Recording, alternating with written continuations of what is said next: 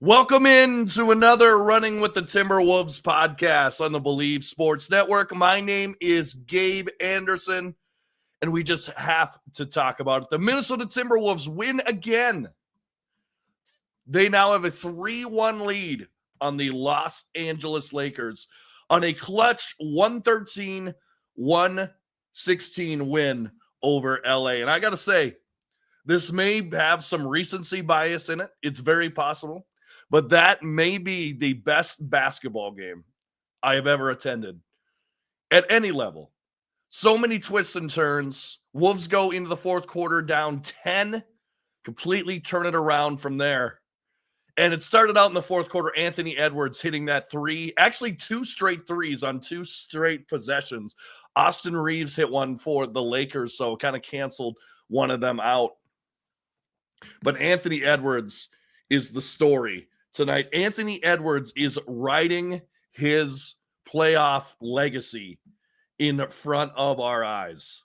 44 minutes, 43 points, 9 rebounds, 6 assists, 1 block, only 1 turnover for Anthony Edwards. And I saw a tweet from King of the Fourth Quarter, Kenny Beecham. He said that was probably one of the best Anthony Edwards games he's ever seen him play. And I would tend to agree. He was reading the Laker defense. He knew when to attack. He really didn't force anything and really kept us in the game when things got a little dicey out there. The Lakers had the ball with a chance to go up 14. Thankfully got a defensive stop on that one.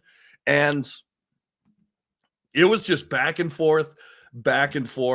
And I saw this tweet from Alan Horton, the radio guy for the Timberwolves. Lakers in the fourth quarter. Game 1, 28% from the field, outscored 23-17. Game 2, 26% from the field, outscored 20-13. Game 3, outscored 35% from the field, shot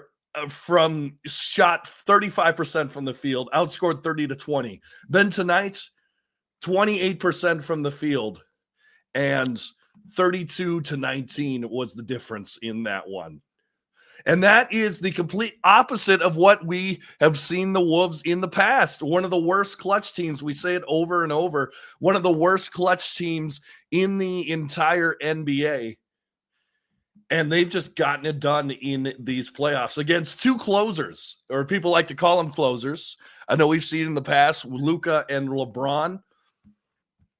And even the big thing for the Lakers, we know Luka and LeBron are going to get theirs. Luka had 38 tonight. LeBron had 27.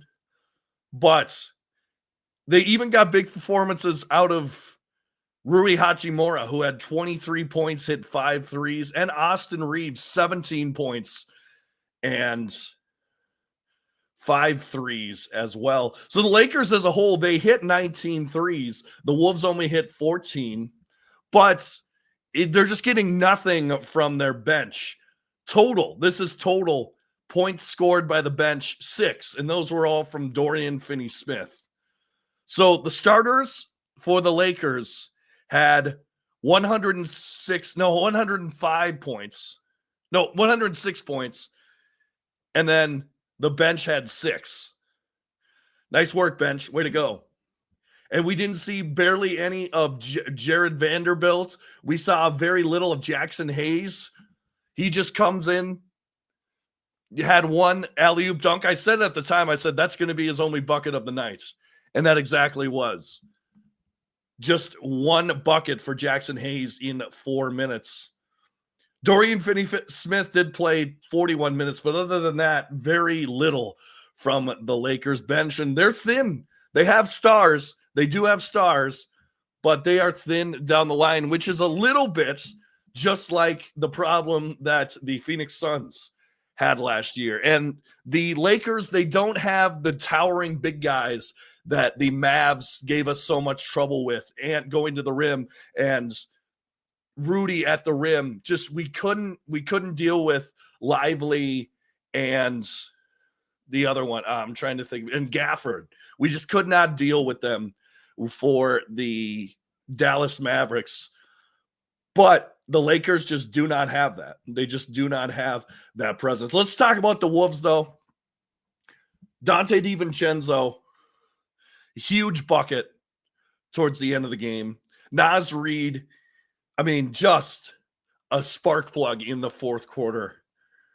He only played 20 minutes tonight because he was in foul trouble, but at the end, big minutes. He comes off the bench, hits a little hook shot, comes down the other side, comes down the next possession, hits a huge three. Wolves are back in it. What a spark off of the bench for Naz Reid. And Naz Reid, he got caught a lot of times in bad switches and not moving to the correct spots to cut off three-point shooters. He struggled defensively on a lot of defensive switches, and when the Lakers would move the ball. I would like to count, and I may go back and watch the game because obviously I was there, how many times the Lakers would draw the Wolves double team towards the corner, and then they would throw a behind the back pass to the guy at the top of the key.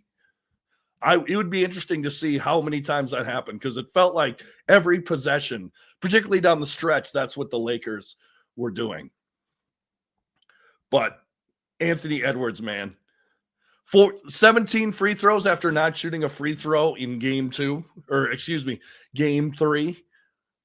17 free throws. And this was a long game. This game, it felt like almost 3.5 hours. I know it wasn't that. It felt like watching the entirety of Oppenheimer. But this was way more epic. I'll say that. I mean, the Wolves as a whole got to the free throw line 33 times tonight, more than the Lakers 25. And you love to see that, getting the line, making the refs make the decisions. Then you got to talk about Julius Randle. No turnovers for Julius Randle tonight. And his playoff stock just continues to rise. And it's unfair to compare him to Karl Anthony Towns. Let Julius Randle be Julius Randle. I mean, heck, the Knicks are up 3-1 on the Pistons. But Julius Randle just brings a little something different. He did hit 3 threes, had 3 assists, 7 big boards for Julius Randle, 25 points on the night. And this is what we needed out of him. And you go into the playoffs thinking, man, he's been bad in the playoffs. And we say it time and time again, shooting like 36% from the field in the playoffs. But this is a completely different situation for Julius Randle. He doesn't have to be the number one guy. And much like in game 2, which we actually lost, we kept going to him early, He was hitting shots, and he kept us in that game and kept the Lakers from really closing or building a big lead down the stretch. Jaden McDaniels, I always say it, a aggressive Jaden McDaniels is the best Jaden McDaniels. 6 from 11 from the field, hit 2 big threes, 2 for 3 from the free throw line. Had the big free throw, the and one, which put the Wolves up 1, and the Wolves defense and Jaden McDaniels, the poke away, which led to the possession on the other end. Ant goes in, gets fouled by LeBron James, and, well, they had to review it, which that also contributed to this being one of the longest games all year. But nonetheless, that doesn't happen if the strip doesn't happen on defense. And just great job by the Minnesota Timberwolves. Great job by Ant for hitting those free throws, who is continuing to raise his stock time and time again. And like we were mentioning, I know I said the last podcast, it'll be interesting to see what this series looks like when three-point shooting is at the mean rather than the highest it can be. Game 1, a lot of three-pointers made by the Wolves. Game 2 could barely hit one. Tonight, 38%, 14 threes. That's pretty much what we're looking at as Wolves fans.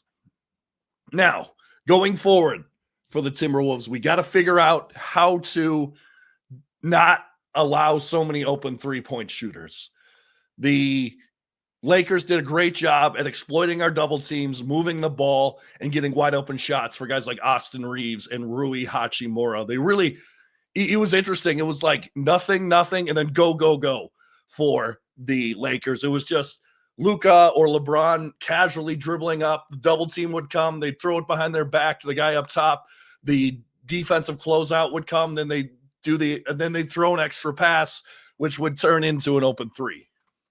And interesting, I wonder what Coach Finch told them, or maybe didn't have the opportunity. Down at the end, up 3. Excuse me. I wonder why you don't foul in that situation. I wonder if they should have fouled. Thankfully, Austin Reed misses the 3, and the Wolves go on to a 116-113 win. And I got to say, Target Center was rocking. Target Center was ready for the Lakers. It was so much fun to watch it in person. And there were so many times, like, for example, when the Lakers were up 7 after that foul on Julius Randle, which, Julius, you got to be smarter than that. You can't foul. I know there's so many times where Luka has made a 3 right by the sideline, but you got to live with it. You can't foul him on that 3. I thought it was over then. I thought it was over after the Rudy technical, and then the technical on Chris Finch, which thankfully missed one of the free throws there. But, man, this team in the clutch, they are getting it done in these playoffs, and it's just a beautiful thing to see. Let's take a look at some of the team stats here for your Minnesota Timberwolves, who are 1 win away from closing off the Los Angeles Lakers. Fast break points, we win again. We've said it time and time again. The Los Angeles Lakers are a slow, methodical team. They don't really get on the run that much. 16-7. Once again, points in the paint and attacking. Jaden attacking, Naz attacking, 48-30, and 18 points advantage for the Wolves in the paint. And that basically gets rid of the 3 points gap for the Lakers in this one. They had 4 more 3-pointers, but you score 18 more points in the paint. Advantage Wolves on that one.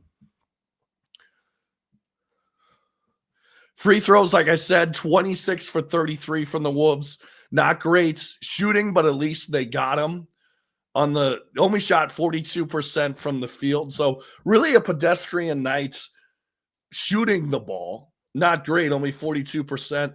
38 for 36 from the field. No, excuse me. 38 for 90, I should say, from the field. Turnovers, Wolves had an advantage on that, and points conceded off turnovers. That has just been the killer for the Lakers in this series. The Lakers gave up 19 points off turnovers. The Wolves only 5. And then offensive rebounds, the Wolves had 18 offensive rebounds tonight. 18 offensive rebounds.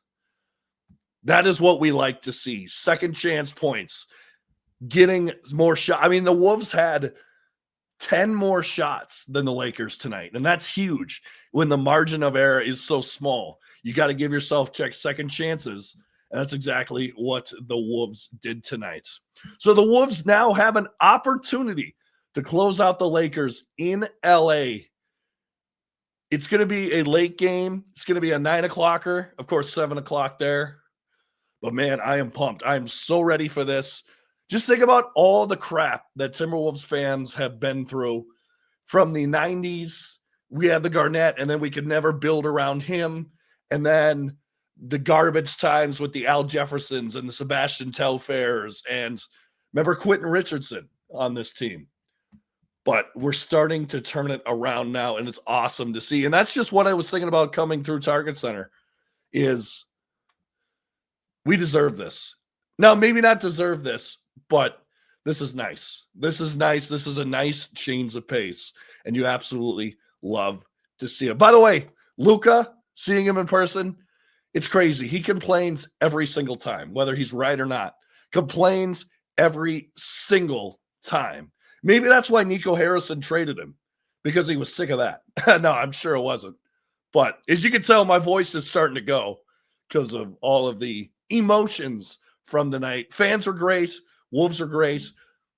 This has just been a fun ride, man. One more. Wolves in 5. Let's do it. And this is the Running with the Timberwolves podcast on the Believe Sports Network. Make sure to like, share, and subscribe on YouTube, and give us a 5-star rating on Spotify and or Apple.